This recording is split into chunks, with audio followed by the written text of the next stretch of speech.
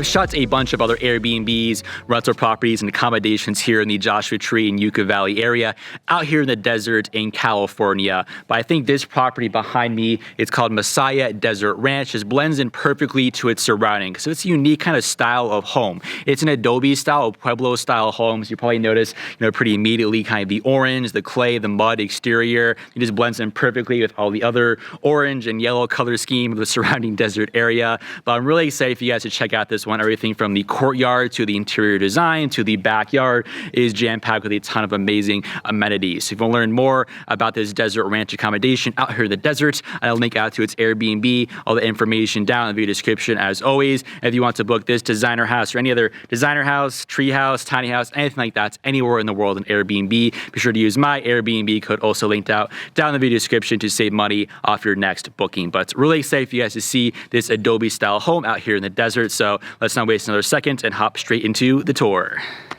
Welcome to Messiah Desert Ranch. We're going to walk on through the main front gates and begin to approach the front exterior of this adobe Pueblo style home. This is definitely a first for me. I've never stayed in an Airbnb quite like this. And also in particular, I thought the landscaping was definitely on point for this home. Now we're going to walk inside a bit, and the entire home actually surrounds this beautiful courtyard area. There's this fountain right smack dab in the middle of the courtyard. Unfortunately, I visited during one of the colder months, so the water wasn't active, but there's just plants and decorations and seating areas all over this courtyard. It's a very beautifully designed space. Now, in terms of the location, the property sits on a few acres with a huge mountain range in the background. If we go to the backyard now, there's a ton of amenities to cover in this space. We're going to start first over here on this corner, and you have this beautiful hot tub setup. I especially loved coming out here at night for stargazing. I was stargazing from the hot tub every night that I stayed here, and then directly across the way from the hot tub is a cowboy tub. And if you're not familiar, a cowboy tub is essentially kind of like a mini pool. You then have a table as well. You can have some outdoor meals. And if you follow this path behind all of that, it leads to this really nice fire pit with a few chairs set up towards the back end of the property. Now, to finish up on the exterior, we're going to come to the backyard patio area. So there's another fire pit that's encircled by a few benches. And if we go off to the right-hand side, then there's a dining room table, complete with a cooler and a barbecue grill over there in the background. If we then come to the opposite end of the patio, there's a lovely seating area here. You have a hammock, which is my favorite, then a few cushions, and then off on that opposite end as well, I probably call it like a day bed or like a mini couch almost. The backyard is definitely where I spent the majority of my time when I stayed there at the property, but now let's finally head on inside to the interior. Welcome to the main family room area at Messiah Desert Ranch. As you can tell, it's a very open floor plan, a ton of room to walk around. So now let's start to break it down in more detail.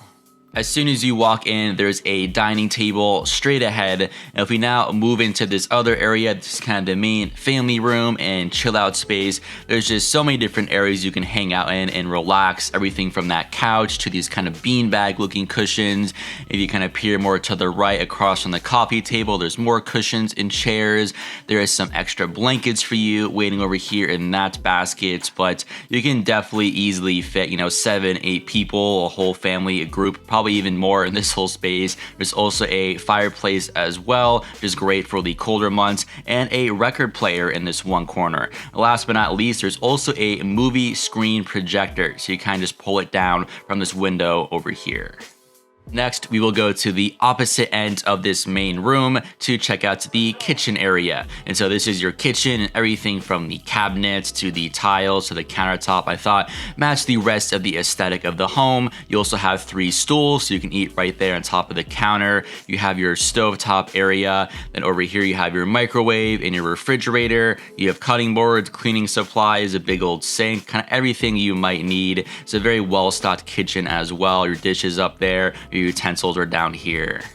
We'll now briefly pop into the garage. There is an arcade game in one corner. The 2 main amenities is the washer and dryer and a sauna. Garages are definitely often overlooked, but I thought the hosts made great use of this space. Next, we will head into bedroom number 1 of 2. This is the bedroom closest to the kitchen, and off on that one wall, you have a closet with plenty of space, and on the opposite end, these 2 doors lead out to that courtyard with the fountain. There's also a chair in that corner, but also the bed as well was extremely comfy. I thought it was kind of cool how low to the ground the bed was situated. Definitely wasn't expecting that. Right next to that bedroom then is the first of 2 bathrooms inside of the Airbnb property. That definitely a very similar style to the kitchen in terms of the tiling and the cabinetry. But then I actually found this little thing on top of the toilet. It's kind of like a little sculpture of the home. I thought that was kind of cute and unique. And then this is your shower located right at the end. Pretty typical shower, but nice and clean.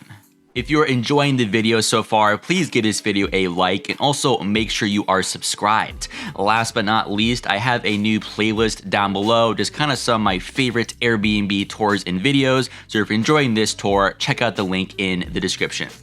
Now we're going to walk through the family room area and come into the master bedroom. This is the last area in the house we'll cover, and this is where I slept, and it follows kind of a similar style to the other bedroom, but it's just more spacious, and it has an in-suite bathroom. If you get a bit closer as well, a unique feature I loved was actually the bed frame.